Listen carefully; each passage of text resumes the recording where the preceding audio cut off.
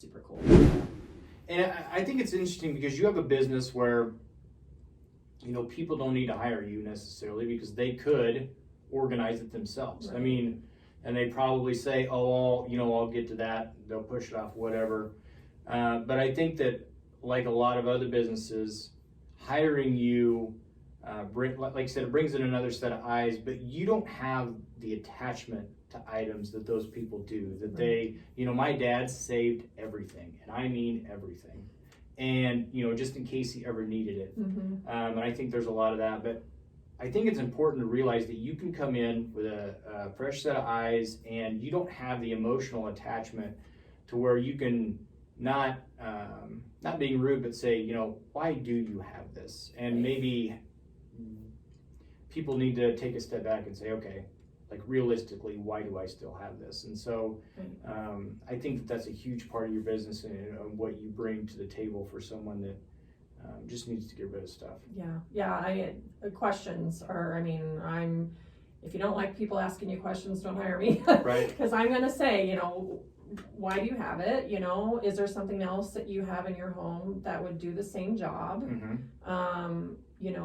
Or is it something that you don't use very often that you could borrow from somebody else? Yeah. And I think, you do get stuck. And a lot of people get stuck on, well, I spent a lot of money on this. Yeah. I wore it once and I just feel so guilty getting rid of it. Mm-hmm. Well, it served its purpose for that time. Now Right. it's, now somebody else can enjoy it, whether you sell it to somebody else or you give it to somebody else that Mm-hmm. could use it. And it is about talking them off the ledge sometimes, and a lot of times it's like, oh, I never thought about it that way, Right. and I'm just there, like I said, to guide that and make them start thinking about the things that they have and the Mm-hmm. things that they're struggling to get rid of. And I do want to make sure everybody knows I don't ever make anybody get rid of anything they don't want to. Sure. Because I think sometimes people think she's going to come in here and make me get rid of everything I own. And that's not the case.